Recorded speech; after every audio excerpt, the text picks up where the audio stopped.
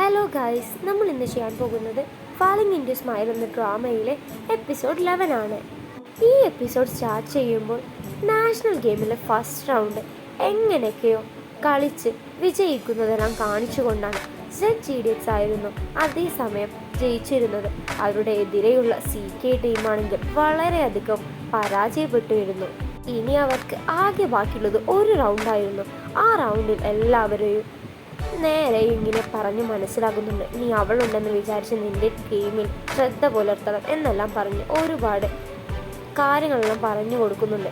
അതേസമയം ഇവിടെ ചെങ്ങിന് വളരെയധികം പരിക്കുന്നുണ്ട്. ഇത് കാരണം ചെങ് പറയുന്നുണ്ട്, ഇവൻക്ക് മെഡിസിൻ എല്ലാം കൊടുക്ക്, ഇനി എങ്ങനെയാണ് ഇവൻ ഗെയിം കളിക്കുന്നത് എന്നെല്ലാം പറയുന്നുണ്ട്. അങ്ങനെ അവൻ മെഡിസിൻ എല്ലാം കൊടുത്ത് പിറ്റേ റൗണ്ടും സ്റ്റാർട്ടാകുന്നുണ്ട്. ആ റൗണ്ടിലാണെങ്കിൽ ചെങ്ങിന് പനിയായത് കാരണം അങ്ങനെയൊന്നും കളിക്കാൻ പറ്റുന്നില്ല. അത് കാരണം ടോങ് ആണെങ്കിൽ ഒരു മുൻഗണന എടുത്ത് ടോങ് ഫാറ്റിയും കൂട്ടി ഒരു അടിപൊളി ഗെയിമെല്ലാം കളിച്ച് അതിൽ വിജയിക്കുന്നെല്ലാം ഉണ്ട്.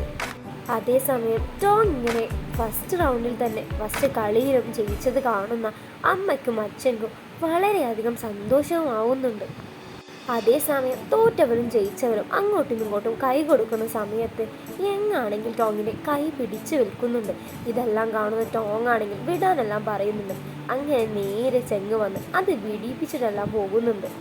എന്നിട്ട് അവർ ജയിച്ചതിൻ്റെ പാർട്ടിയെല്ലാം അവിടെ വെച്ച് കഴിക്കുന്നതെല്ലാം ഉണ്ട്. അങ്ങനെ അതെല്ലാം കഴിഞ്ഞ് ടോങ്ങിനോട് ന്യൂസുകാർ ഓരോന്ന് ചോദിക്കുന്നത് കാണുന്ന ചെങ് നേരെ വന്നുകൊണ്ട് പറയുന്നുണ്ട്, എനിക്ക് പനിയായത് കാരണം എനിക്കങ്ങനെ നല്ലോണം കളിക്കാനൊന്നും പറ്റിയിരുന്നില്ല. ഈ ടോങ് കാരണമാണ് ഇന്ന് ഞങ്ങൾ ജയിച്ചത് എന്നെല്ലാം ന്യൂസുകാരോട് തുറന്നു പറയുന്നുണ്ട്. അതെല്ലാം കഴിഞ്ഞ് ചെങ് അവനിൽ നിന്ന് പോകുന്നുണ്ട്. അതേസമയം ഒരു ഫംഗ്ഷന് കൂടി ഉണ്ടായിരുന്നു ജയിച്ചതിൻ്റെ.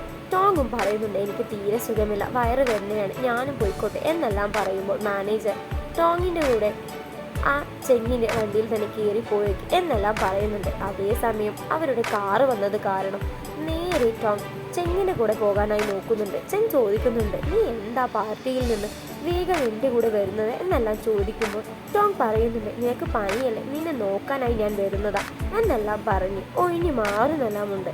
അങ്ങനെ അല്പം കഴിഞ്ഞ് ടോങ്ങിന് അവരുടെ ഫ്രണ്ടിൻ്റെ കോള് വരുന്നുണ്ട്. ടോങ് പറയുന്നുണ്ട്, എനിക്ക് വയറുവേദനയാണ്, പിരിഡ്സ് ആയത് കാരണമാണ് വയറുവേദന വന്നത്, അതുകൊണ്ടാണ് ഞാൻ പോകുന്നത് എന്നെല്ലാം പറയുന്നുണ്ട്. പക്ഷേ ഇതെല്ലാം ഒറിങ്ങിയ പോലെ ഇരുന്ന് ചെങ് കേൾക്കുന്നുണ്ടായിരുന്നു.